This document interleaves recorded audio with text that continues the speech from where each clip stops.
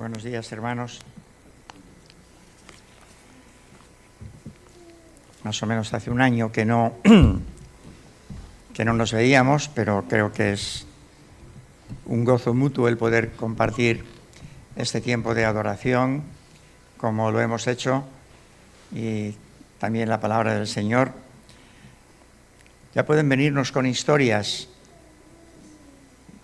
múltiples, en contra de la palabra de Dios, en contra de la doctrina del Señor, en contra de lo que Dios ha revelado.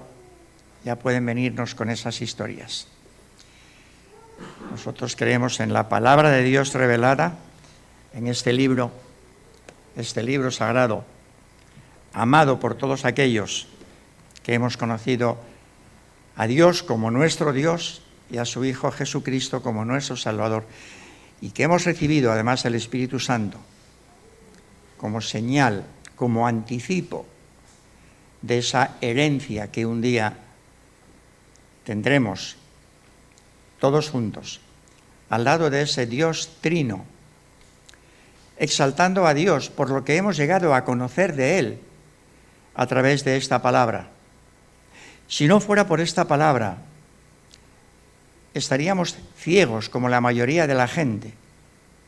Y lo sorprendente es que en estos tiempos hay muchísimas personas dispuestas a creer en cualquier cosa, en cualquier doctrina, menos en la palabra de Dios.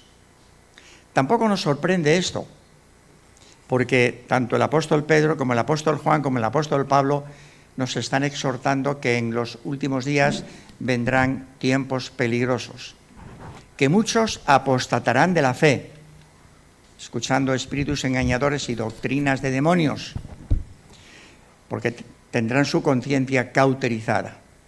Dios les ha llevado ahí, porque ellos se han rebelado contra Dios, no han querido saber nada de Dios. Ya pueden venirnos con esas historias, hermanos, que no nos van a mover de la fe del Evangelio. Es sorprendente como tanto el apóstol Juan y el apóstol Pablo utilizan muchas veces esa expresión: sabemos, sabemos, sabemos. No hay confusión en nosotros, aunque no hemos estado cerca del Señor Jesucristo físicamente, no le hemos conocido como algunos le conocieron. Eso no es razón para no reconocerle como Hijo de Dios, la misma categoría del Padre y del Espíritu Santo, y recibirle por la fe en nuestros corazones, y amarle como amamos al Padre y amamos al Espíritu Santo, y no movernos de estas enseñanzas. Y damos gracias a Dios por esa palabra revelada, por ese misterio tan grande que tampoco llegamos a comprender, cómo Dios permitió narrar una historia, el plan de la redención, desde el Génesis hasta el Apocalipsis, o si queréis, desde el principio de la creación de este mundo hasta el final de la historia de este mundo y el comienzo de ese nuevo mundo que nos espera. Dios ha querido narrar toda esa historia de una manera ordenada, precisa y muy fiel, a través de más de 40 escritores que no se conocieron entre ellos, pero que escribieron lo que el Espíritu Santo les dictó. Y gracias a la obra del Espíritu Santo, nosotros tenemos esa bendita palabra que nos revela quién es ese Dios en todos sus atributos. Y con la misma confianza que el apóstol Juan y el apóstol Pablo podemos decir: sabemos, sabemos, sabemos que este es el verdadero Dios, sabemos que esta es la verdadera palabra de Dios. También sabemos lo que nos esperan en los últimos tiempos. Estamos viendo cosas muy raras, no solamente en cuanto a doctrinas que escuchamos, sino incluso dentro del mundo llamado creyente, llamado evangélico. Estamos empezando a ver cosas muy raras, doctrinas muy extrañas.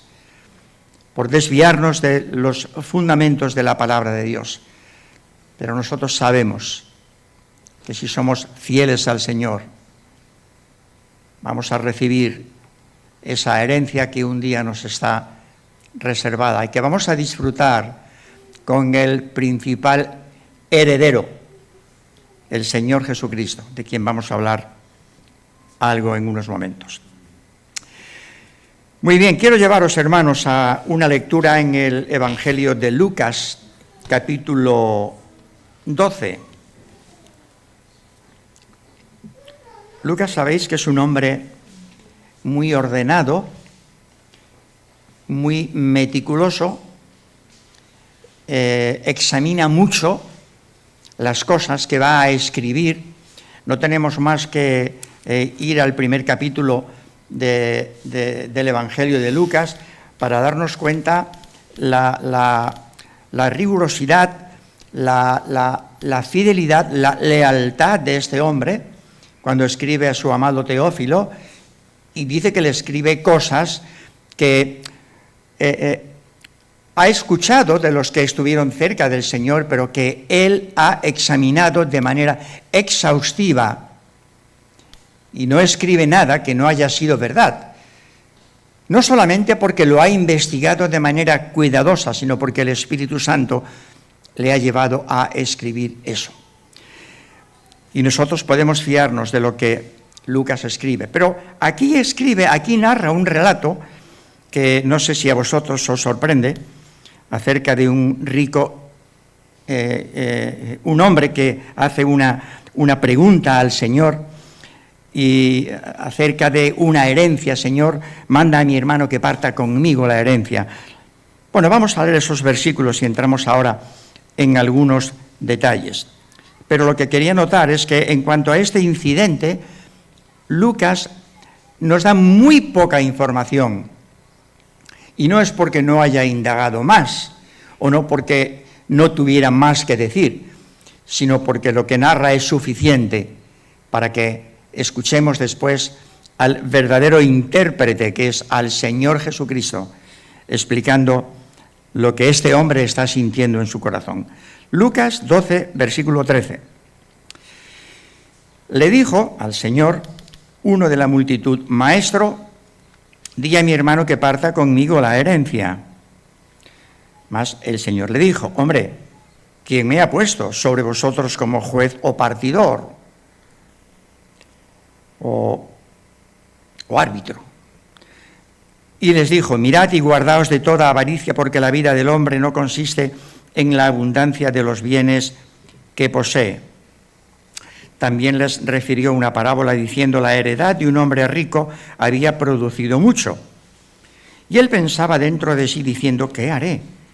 Porque no tengo dónde guardar mis frutos.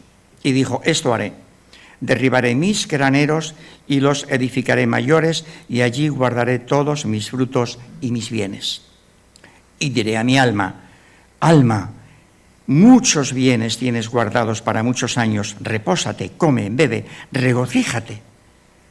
Pero Dios le dijo: necio, esta noche vienen a pedirte tu alma, y lo que has provisto, ¿de quién será? Así es el que hace para sí tesoro y no es rico para con Dios. Y es muy interesante leer lo que vamos a leer a continuación, porque parece que sean cosas que no guardan relación. Lo que hemos escuchado hasta ahora son palabras del Señor Jesús en respuesta a alguien que le hace una observación, alguien que está muy preocupado por los asuntos materiales, por las riquezas.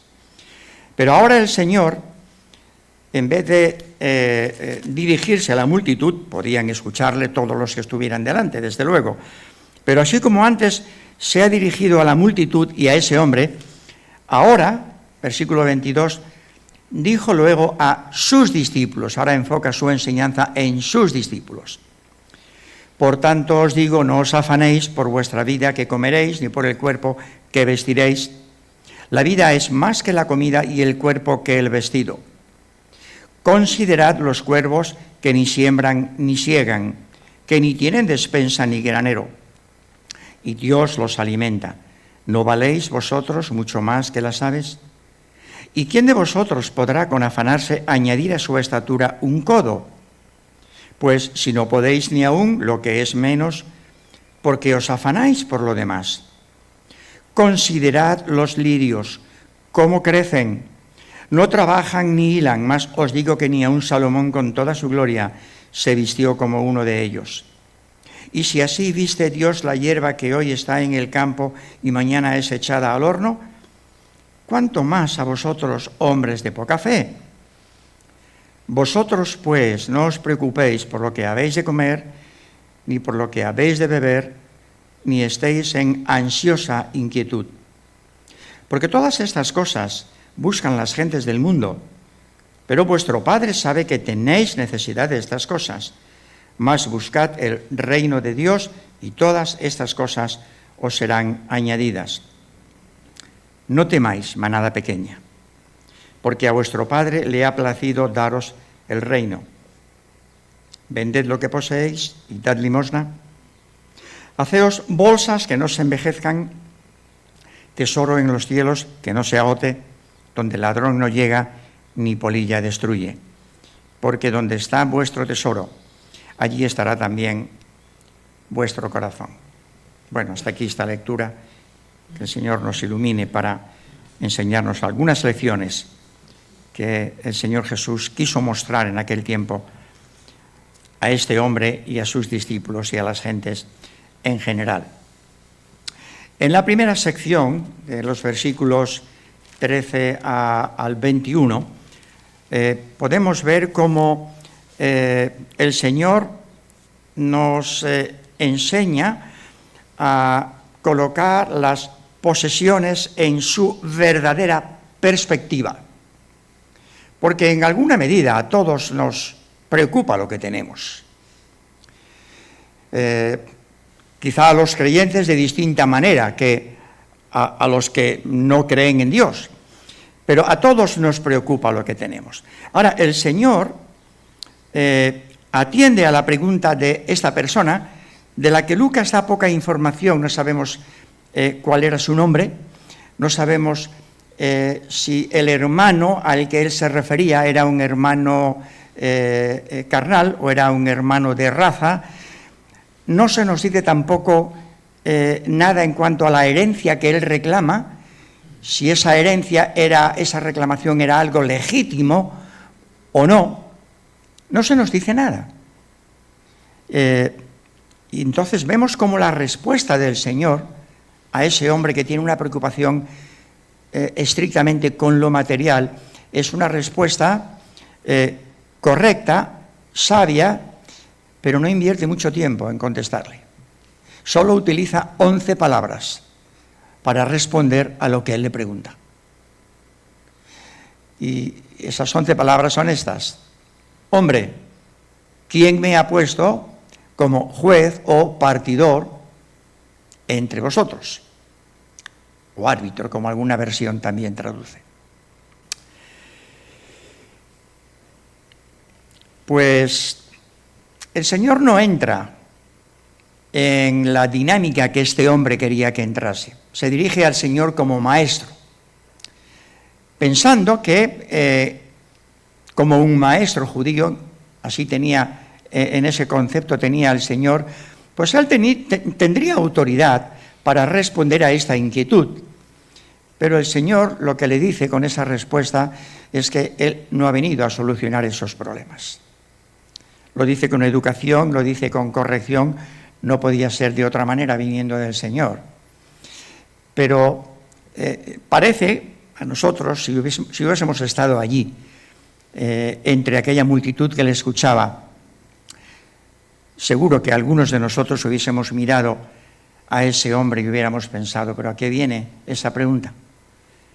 El Señor que se está ocupando en asuntos espirituales, en cosas que tienen que ver con el alma, ¿a qué viene que le preguntes eso? Bueno, el Señor no entra en la dinámica de lo que ese hombre espera, y por lo menos lo hace por 3 razones. En primer lugar, porque él no quería pasar por encima a las autoridades judías que tenían potestad para legislar, para dar su opinión sobre aquel asunto. Si hay un asunto de una herencia, si hay algo que te corresponde, según la ley, pues reclámalo según la ley a las autoridades que se encargan de eso. Así que la respuesta del Señor es muy sabia en ese sentido. Yo no he venido a solucionar eso. Hay gente entre vosotros que lo puede solucionar. Y si yo lo hiciera, estaría pasando por encima de esas personas.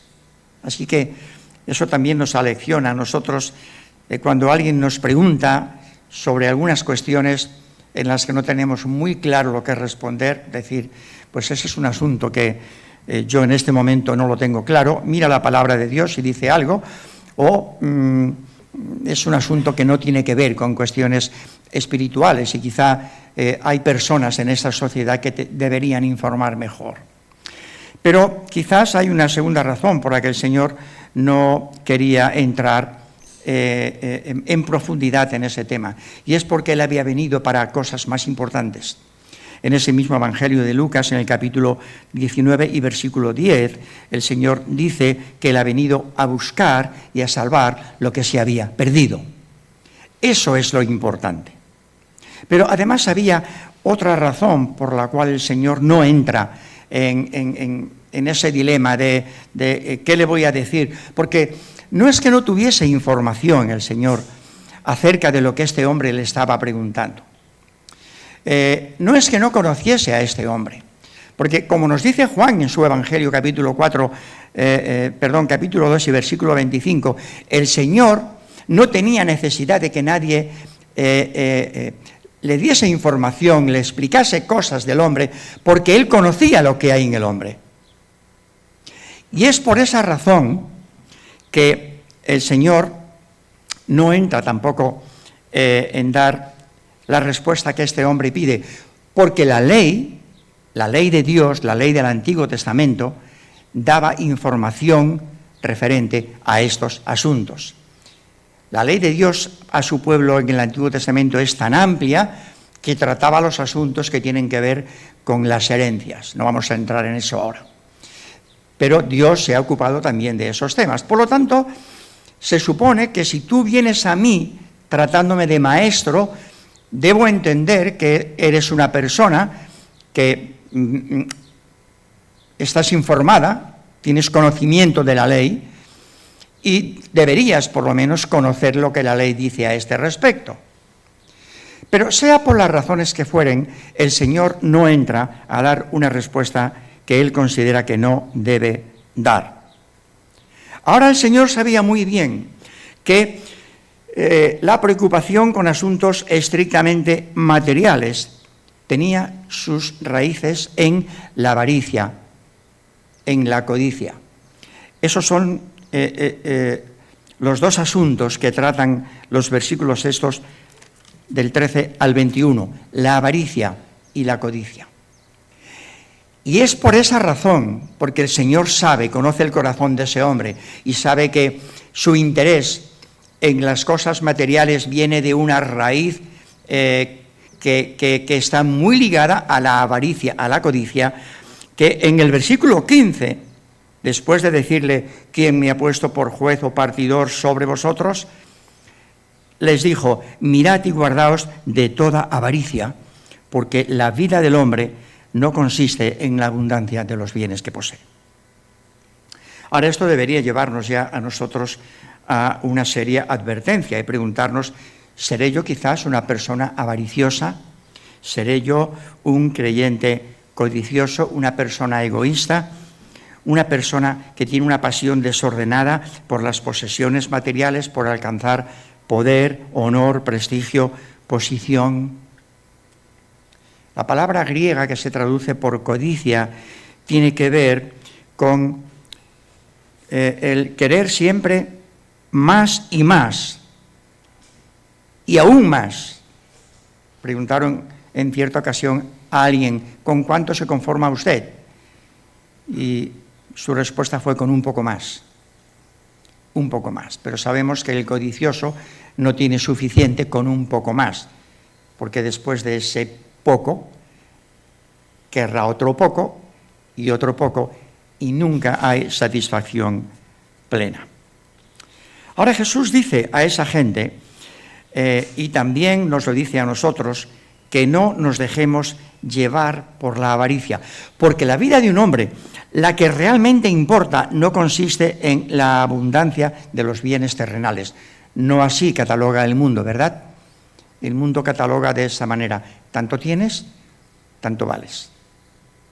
Pero para el Señor esto no vale. Y después de hacer esta advertencia, guardaos de toda avaricia, para que ese hombre y las gentes que están escuchando al Señor entiendan un poco más de lo que el Señor, de lo que hay en el corazón de ese hombre y de lo que el Señor les quiere enseñar, les va a narrar esa parábola del rico insensato, como hemos escuchado. Un hombre que tiene una gran riqueza, una gran fortuna, sus graneros están llenos de provisiones, sus campos producen tantísimo que ya no sabe dónde almacenar sus bienes. Y entonces habla consigo mismo y dice: ¿qué haré? Porque claro, aunque tenga suficiente, aunque no necesite más, ni para hoy ni para muchos días, no obstante yo voy a hacer provisión de eso. Y eso es algo que nos tiene que advertir también a nosotros, que a veces lo que el Señor nos ha concedido, nos ha dado hasta hoy, es suficiente no solo para hoy, sino para muchos días más, si el Señor tiene en su misericordia mantenernos aquí. Pero a veces nosotros no nos conformamos con esto, sino que queremos todavía más, mucho más. Bueno, ¿qué había de malo en este hombre, en este agricultor o en este granjero, como queráis llamarlo? ¿El hecho de que había tenido éxito? En absoluto. En ningún lugar de la Escritura se condena el éxito o la riqueza. Dios nunca reprendió a Abraham, a Salomón, a José de Arimatea, a Job, por ser personas ricas. ¿Verdad que no? Entonces, ¿qué había de malo en este hombre?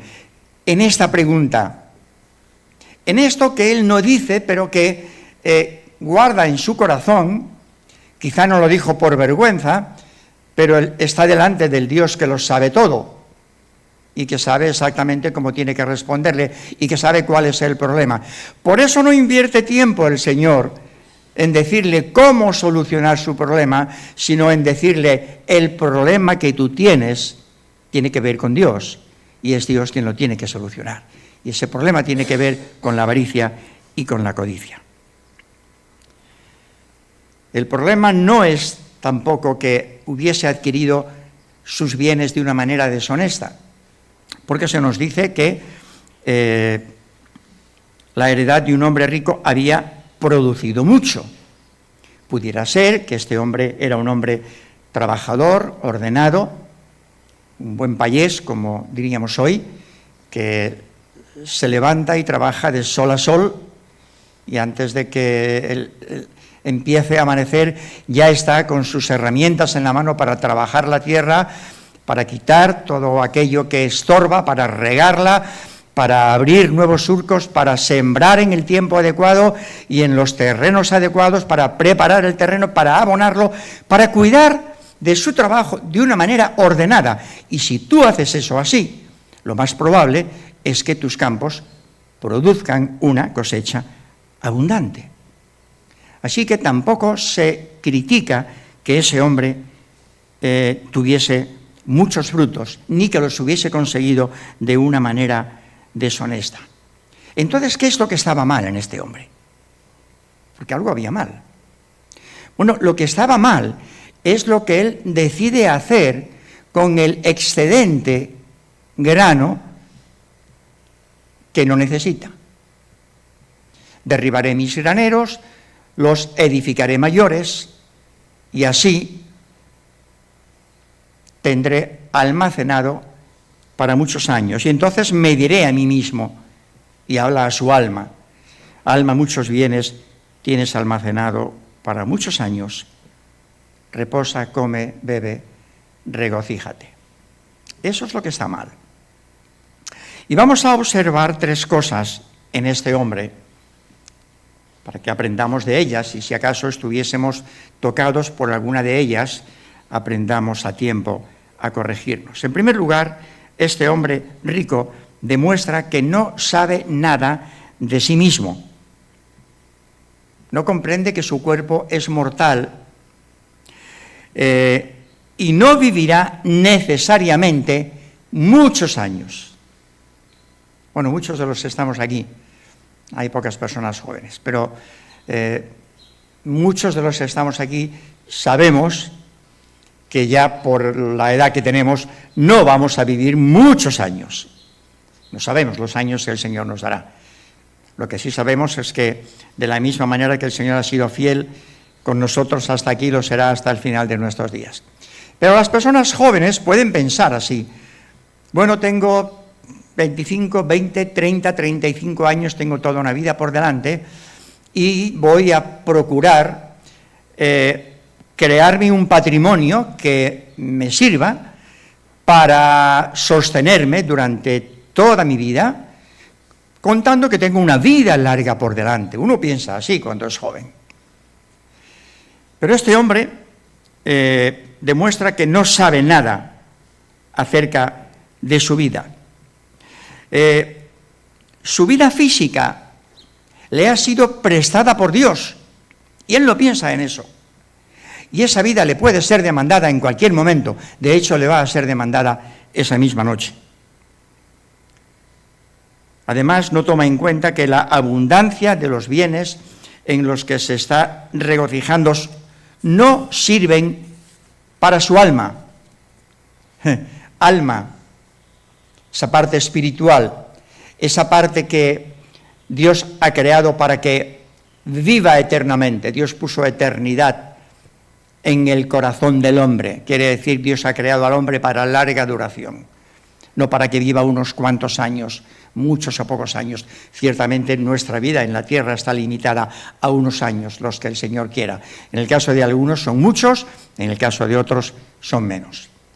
Pero este hombre está pensando como si fuese a vivir mucho tiempo, ha hecho provisiones de lo que humanamente puede necesitar para muchos años, pero se ha olvidado de que su cuerpo, su alma, le ha sido regalada por Dios y puede ser reclamada en cualquier momento. Por eso el Señor le llama necio. En segundo lugar, este hombre no cuenta con las necesidades de los demás. Es completamente egoísta.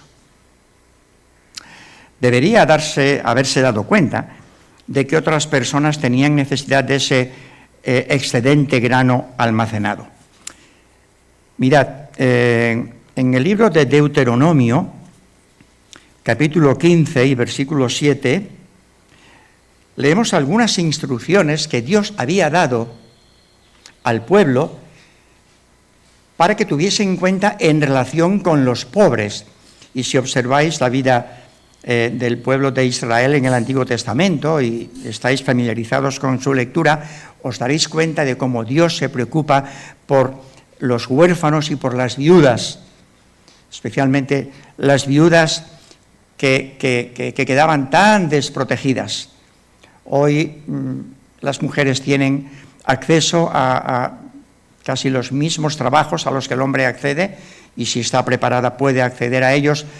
Pero entonces no, la mujer trabajaba en casa, el marido trabajaba en el campo o en otras labores, pero cuando el marido moría la mujer quedaba desprotegida. Y el Señor cuida mucho de los huérfanos y de las viudas.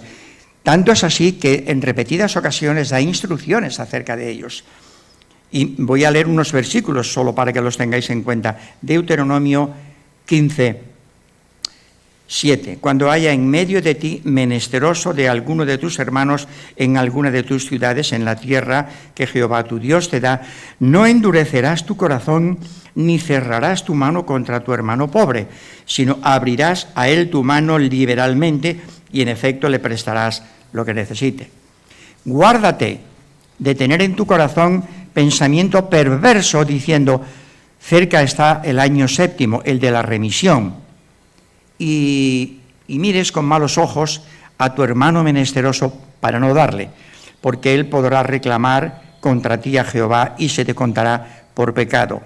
Sin falta le darás, y no serás mezquino, de mezquino corazón cuando le des, porque por ello te bendecirá Jehová tu Dios en todos tus hechos y en todo lo que emprendas.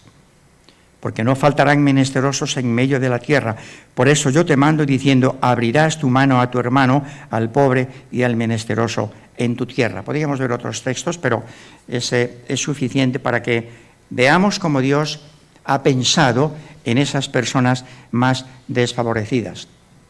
Se supone que el hombre que viene a presentarle al Señor esta inquietud en cuanto a la herencia, que cree que su hermano debe repartir con él, es un hombre que debería conocer algo de las Escrituras. Él debería conocer las instrucciones que Dios había dado. Él debería conocer y saber por experiencia, aunque nadie se lo hubiera dicho, que lo que tenía recogido hasta ese momento era suficiente en el caso de que Dios le concediese vivir muchos años, pero que no tiene seguridad de si va a vivir tantos años como él cree. Además, aunque vivas muchos años, probablemente una buena parte de lo que tienes almacenado se va a quedar aquí, y lo que has provisto, ¿de quién será? Bueno, podríamos abundar un poco más en eso, pero solamente quiero mencionar esto en cuanto a esa raíz de egoísmo que ese hombre tiene. Y obviamente que es una raíz de egoísmo que también se ve en todo aquel que tiene una ambición exclusiva o preferente por los asuntos terrenales. Nos exhorta la Escritura, entre otras cosas, a través de la Epístola a los Hebreos, capítulo 13, verso 5, sean vuestras costumbres sin avaricia, contentos con lo que tenéis ahora, porque Él ha dicho: no te dejaré ni te desampararé. Así que debiéramos estar contentos y agradecidos al Señor por lo que nos ha dado. Y en tercer lugar, el rico no da gracias a Dios ni le glorifica. O sea, en términos humanos, este hombre es un ateo, porque al haber conseguido tantos bienes, y suponiendo que debía conocer algo la Escritura, debería haber exclamado como David en el Salmo 103, bendice alma mía al Señor, versículo 2, y no olvides ninguno de sus beneficios. Todo lo que tienes te ha sido dado por Dios. O como David también, ¿os acordáis? Cuando está recogiendo, aportando de su propia herencia, de su propia riqueza, y recogiendo del pueblo riqueza para la construcción del templo de Dios, que él, por decreto de Dios, va a encargar a su hijo Salomón. Cuando está recogiendo todo eso, ora al Señor y le dice: Señor, ¿pero qué soy yo para que me hayas dado tanto? Todo lo que soy, todo lo que tengo, toda esta riqueza es tuya, de tu mano es. Este hombre podría haberle dicho, podría haber pensado algo así, pero no piensa así, no dice nada de esto al Señor. El Señor le llama necio porque pensaba que no tenía ninguna necesidad de Dios, que él mismo tenía el control de su vida, de su alma y de su cuerpo. Y ahora Dios le dice que su alma será demandada no después de muchos años, sino esta misma noche. Hermanos, si este fuese el caso de alguno de nosotros, haríamos bien en recordar las palabras de David en el Salmo 39 y versículo 4. Hazme saber, Señor, mi fin y cuánta sea la medida de mis días. Sepa yo cuán frágil soy. He aquí, diste a mis días término corto, y mi edad es como nada delante de ti. Ciertamente es completa vanidad todo hombre que vive. Ciertamente como una sombra es el hombre. Ciertamente, 3 veces, en 4 versículos. Ciertamente en vano se afana, amontona riquezas y no sabe quién las recogerá. ¿Cómo se deben haber reído los herederos de este hombre cuando su alma fue demandada por Dios? Tanta ansia, tanta preocupación por almacenar tantos bienes, todo eso se va a quedar aquí, no te lo vas a llevar. Ahora, Jesús resume la lección principal en el versículo 21. Así es, así ocurre con el que hace para sí tesoro y no es rico para con Dios. Bueno, el Señor, que es muy sabio, da una respuesta muy sabia a ese hombre, a todos los que le están escuchando, porque hemos leído en el verso 13 que había una multitud allí, y entre esa multitud estaban también los discípulos, pero en esta primera sección el Señor se ha dirigido a este hombre y a la multitud que le escucha. Y pensaréis, bueno, ¿pero eso qué tiene que ver con nosotros? Pues nosotros somos un grupo de creyentes ya formados, quizá sí es un tema que nos interesa escuchar para no caer en la trampa de ser avariciosos, codiciosos, pero quizá no ese es el tema principal que deberías haber traído esta mañana para compartir con la Iglesia, ¿no? Pero es muy interesante lo que sigue a continuación, porque ahora el Señor, como os decía al principio, después de dar estas enseñanzas, centra su atención en sus discípulos. Verso 22. Dijo luego a sus discípulos.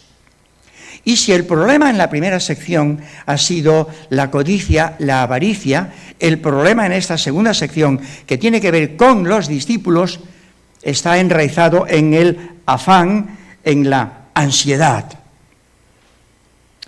como hemos leído antes. Por tanto, dijo luego a sus discípulos: por tanto os digo, no os afanéis por vuestra vida, qué comeréis, ni por el cuerpo, qué vestiréis. La vida es más que la comida y el cuerpo más que el vestido. Bueno, ahora el Señor está garantizando sus bendiciones sobre los discípulos que de verdad están dispuestos a seguirle.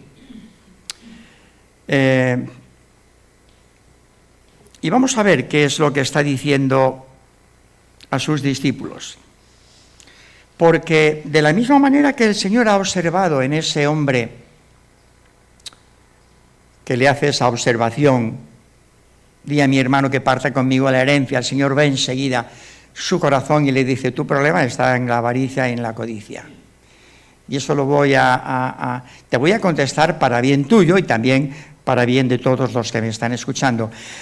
Se da cuenta el Señor de que los discípulos también están preocupados con este asunto, por las palabras que siguen.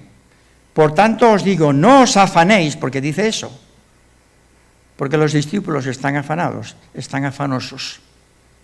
Están preocupados también por qué será el día de mañana. Bueno, pero ninguno se lo ha dicho, pero el Señor lo sabe. Y el Señor está hablando aquí, diríamos, a creyentes. Discípulos que llevan un tiempo con Él, que han comprobado cómo el Señor es el Dios de la provisión, no solo espiritual, sino material, de ese Dios que está dando cada día lo que sus discípulos necesitan, de ese Dios que ha alimentado a las multitudes y a sus discípulos en 2 ocasiones, con 5 panes y 2 peces, y 4 panes y 7 pececillos, y unos pocos pececillos. Y los discípulos han comprobado esto, han visto esto, y a pesar de eso, están afanosos, están además ansiosos. Mirad el versículo 29. Vosotros no os preocupéis por lo que habéis de comer, ni por lo que habéis de beber, ni estéis en ansiosa inquietud. Madre mía, nadie le ha dicho al Señor que los discípulos estén así, pero el Señor lo sabe. De la misma manera que si el Señor estuviese entre nosotros, también sabría cuál es nuestra principal preocupación. Bueno, pero nosotros como creyentes estamos un poco curados de estas cosas, porque sí, hemos aprendido bastante de la palabra de Dios, amamos la palabra, procuramos obedecer los mandamientos de Dios, atendemos a esas demandas de Dios y en la medida de nuestras posibilidades nos queremos comportar como el Señor nos pide. Sí, pero a veces en medio de afán y de ansiedad. Y, como dice el Señor a sus discípulos, ni estéis en ansiosa inquietud. Oye, eso es serio. Y si el Señor estuviera entre nosotros ahora mismo, probablemente estaría viendo algún corazón que, aunque aparentemente esté tranquilo delante de sus hermanos, sin embargo hay inquietudes en su corazón por lo que pasará el día de mañana. No se trata de que por haber conocido al Señor como nuestro Salvador y Señor tengamos que dejar todas nuestras posesiones, tengamos que dejar toda nuestra preocupación, tengamos que dejar de atender a las necesidades básicas de nuestra familia. No se trata de eso. ¿Recordáis en la iglesia primitiva, cuando se convertían tantos hermanos? En un principio había necesidades tantas que muchas personas no tenían suficiente para cubrir su día a día. Y se nos dice allí al principio, en Hechos capítulo 4 creo, que muchos de los discípulos que habían recibido la salvación por gracia de parte de Dios, esa herencia tan grande, esa riqueza tan importante, cuando ven que hay muchos hermanos suyos que están pasando necesidad, venden sus posesiones y traen la venta de eso a los pies de los apóstoles y se reparte a cada uno conforme a su necesidad. ¿Y cuántas veces los apóstoles nos exhortan a ser generosos, a estar atentos a las necesidades de los demás, a las necesidades de los santos? Hoy día hay muchas obras sociales que se preocupan de esas personas que en nuestra sociedad, viniendo de otros países y quizás sin apenas medios para subsistir, pues necesitan comida y ropa y, bueno, gracias a Dios por esas ONGs que funcionan para esto. Pero Dios nos manda a nosotros como creyentes que estemos atentos, primero a depender de Él, a saber que Él es el Dios que ha provisto hasta hoy y seguirá proveyendo. Y si no confías en eso, es que no has conocido bien a ese Dios. Pero, además, a arrancarnos de ese espíritu de ansiedad, de ansiosa inquietud, de ansiosa preocupación. ¿Recordáis la oración del Padre Nuestro? que enseñó a pedir el Señor a sus discípulos? El pan nuestro de cada día, dánoslo hoy. Hermanos, tenemos para comer hoy. Gracias a Dios por ello. No quiero decir que con esto tengamos que despreocuparnos y no hacer provisión, no trabajar para mañana, para nuestras necesidades y para las necesidades de los de la familia de la fe. Pero que no sea eso una ansiosa inquietud. Y hasta tal punto el Señor ha visto que esto es un peligro serio en los discípulos, que les dice, hombres de poca fe. Versículo 28 de Lucas 12. A mí no me sentaría muy bien que el Señor me dijese ahora, Pepe, eres un creyente de poca fe. Yo le podría decir, Señor, llevo más de 60 años en la vida cristiana. Es más, nací en una iglesia evangélica, no salí de las puertas de esa iglesia hasta hoy. Creo que mis pies saldrán también por última vez de una iglesia evangélica. Pero no se trata de eso. No se trata de eso. Se trata de que yo vea que tu corazón está tranquilo y relajado en mí. Yo vea que con el pan que yo te he dado hoy estás feliz y estás contento. No estés ansioso. procurando tener mucho más de lo que necesitas. Provee para tus necesidades de acuerdo con tus capacidades y los dones que Dios te ha dado y para las necesidades de los demás, pero confía en el Señor, porque tus tiempos y mis tiempos están en sus manos.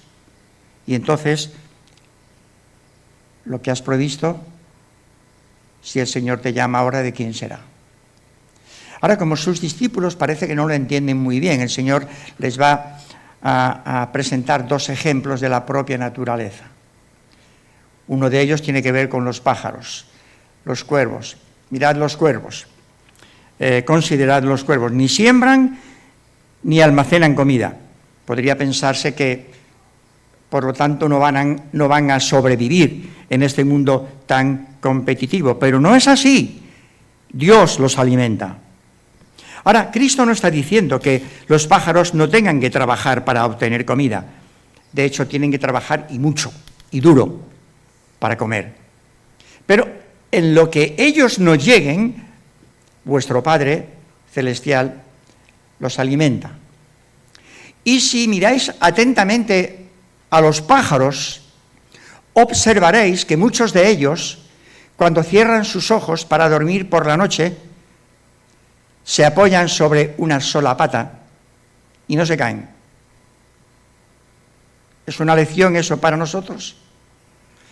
A veces a nosotros nos quita el sueño si no vamos a tener las necesidades de pasado mañana cubiertas. Mira los cuervos. Vuestro Padre los alimenta. Vosotros valéis mucho más que ellos. Mira las flores del campo, mira los lirios. ¿Quién crees que se vistió en este mundo con una belleza esplendorosa entre los reyes de Israel? De Judá, mejor dicho. Bueno, Salomón, pues ni aun Salomón con toda su gloria fue capaz de vestirse como uno de los lirios. Y si Dios, que cuida de los cuervos y cuida de los lirios de esta manera, los sostiene así, no os va a sostener mucho más a vosotros, hombres de poca fe, porque valéis mucho más que ellos.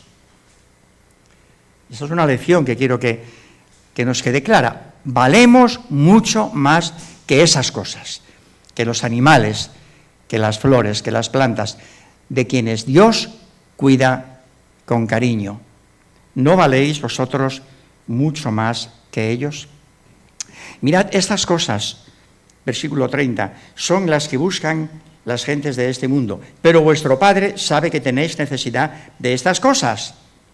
Él sabe. O sea, lo que nos está diciendo el Señor es que si tú tomas como prioritario agradar a Dios haciendo las cosas que tienen que ver con su reino, ese reino que ha sido anticipado con la venida del Rey de Reyes, el Señor Jesucristo. Ese fue el principio de su ministerio, ¿recordáis? El tiempo se ha cumplido, el reino de los cielos se ha acercado. Y si tú vives de acuerdo con los principios de ese reino, la justicia, la paz, la santidad, el temor de Dios, la obediencia, si tú vives de acuerdo con eso, aplicas los principios de ese reino a tu vida y te preocupas de la extensión de ese reino a través de estos principios en las vidas de otros, tu Padre Celestial, que sabe que tienes necesidad de esas cosas, te las va a dar en la medida en que lo necesites, porque probablemente estás pensando en tener muchas cosas que no necesitas, y eso es un peligro. No les sentaría muy bien a los discípulos que el Señor les dijese hombres de poca fe.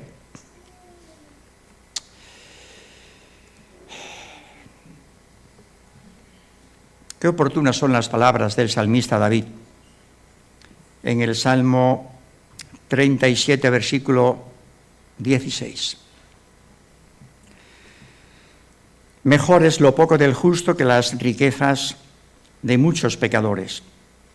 Conoce el Señor los días de los perfectos y la heredad de ellos será para siempre. No serán avergonzados en el mal tiempo y en los días de hambre serán saciados. Y versículo 25 de ese mismo Salmo 37.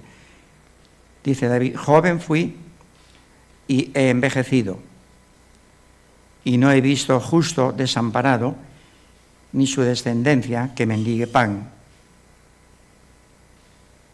¿Crees esto, hermano?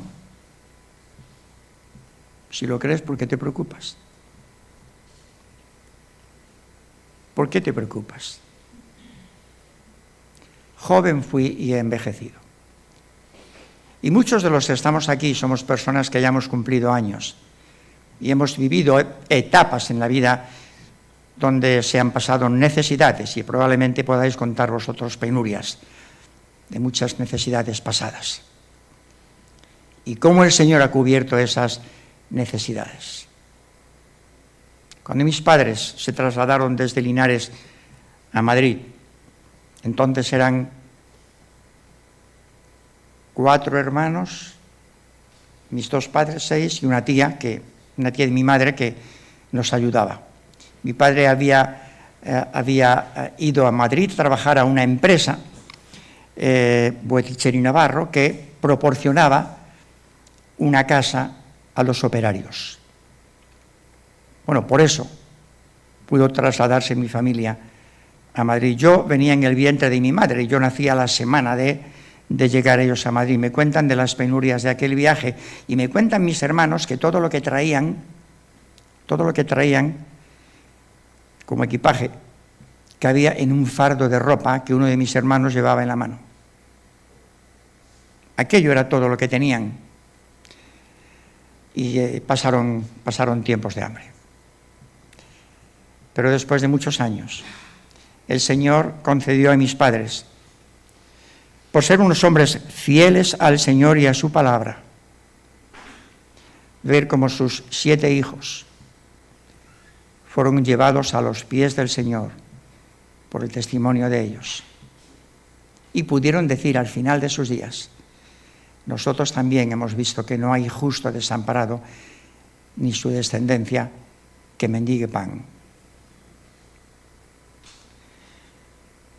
Qué lección tan importante. Y todo esto brota de la pregunta que aquel hombre había hecho al Señor.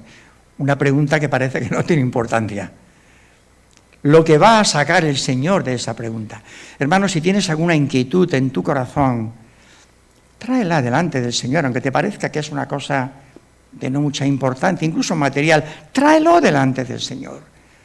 El Señor, por su palabra y por su espíritu, va a hurgar en tu corazón y también por medio de su palabra va a traer esa respuesta que necesitas para que vivas en paz, para que puedas decir, Señor, lo que me interesa es pensar en ti, solamente en ti y en tu reino.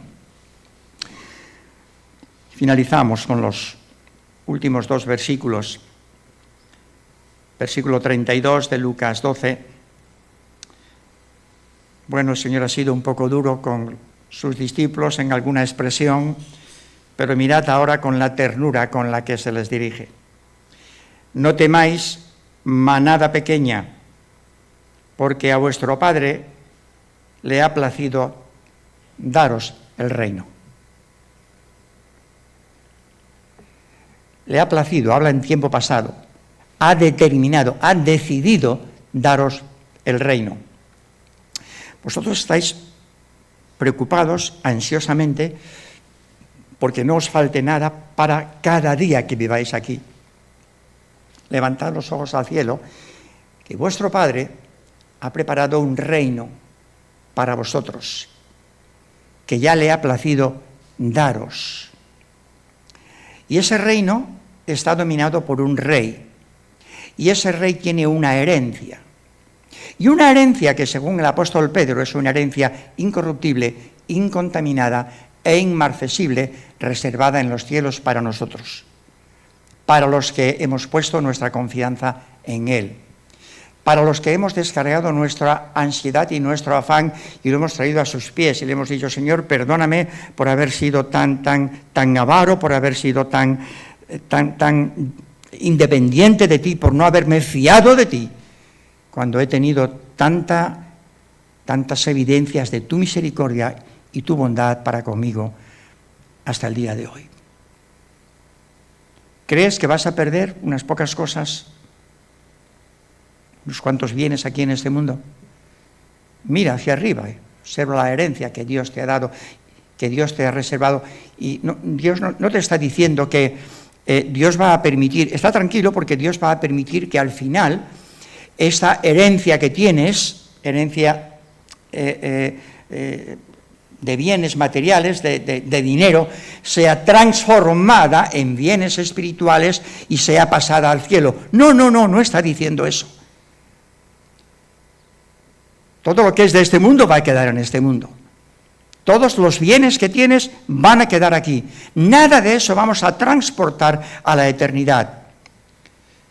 Nuestra alma sí va a llegar a la eternidad, a la presencia de Dios. Y si piensas que desprendiéndote de lo que tienes, en beneficio de otros, para la gloria de Dios, te va a dejar sin nada, abre tus ojos y mira esa herencia que te está reservada en los cielos y que el apóstol Pedro ya nos ha advertido qué calidad tiene. Y cuando observes esa herencia, dirás: Señor, perdóname por haberme preocupado tanto por cosas que tú tenías ya controladas. Y es hermoso como el Señor termina esta sección. No temáis, manada pequeña. Sí, seguimos siendo una manada pequeña los que creemos en estas cosas, porque la mayoría están preocupados y afanados por atar su porvenir a las cosas de este mundo. Pero nosotros no. ¿Y cuántos de nuestros antepasados han perdido sus propiedades por causa del Evangelio? ¿Y cuántos han sido expatriados? Cuando el apóstol Pedro dirige su carta en su primera epístola, la dirige a los expatriados. Han perdido su patria, han perdido su tierra, sus casas, sus heredades, su familia. Cuando el pueblo de Israel fue llevado cautivo a Babilonia, perdieron todo lo que tenían, absolutamente todo. Pero los que tenían su corazón puesto en Dios recuperaron, no solo no perdieron a ese Dios, sino que recuperaron mucho más. Y la lección principal de esta sección se encuentra en el versículo 34. Porque donde está vuestro tesoro, allí estará también vuestro corazón.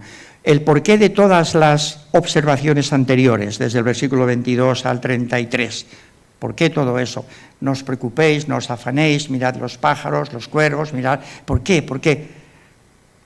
Porque donde esté vuestro tesoro, allí estará vuestro corazón.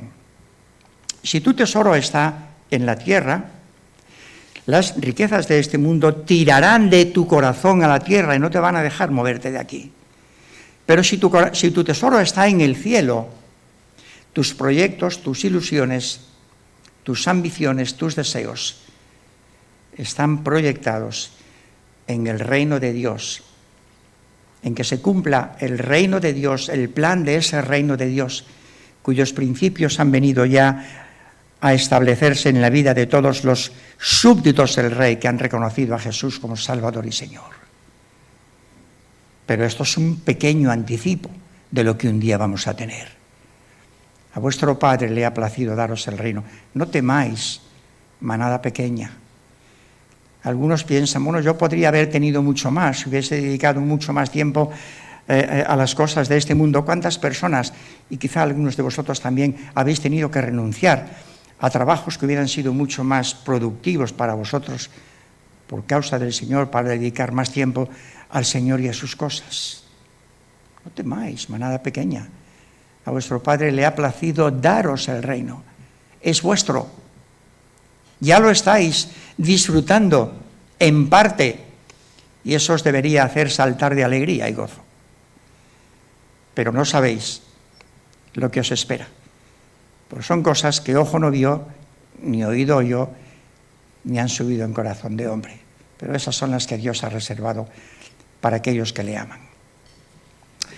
Bien, donde está vuestro tesoro, allí también estará vuestro corazón. Pero yo me pregunto y os pregunto, Y quisiera que fuera una pregunta seria que nos hiciéramos cada uno en esta mañana. ¿Dónde está mi corazón?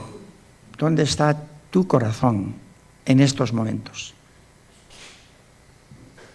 Y yo creo que cada uno de nosotros necesita responder esta pregunta con honestidad delante del Señor, y que Él nos dé gracia, porque necesitamos hacer reajustes en nuestra vida en relación con estas riquezas eternas, con principios del reino de Dios, para no estar preocupados por lo que el Señor ya ha solucionado.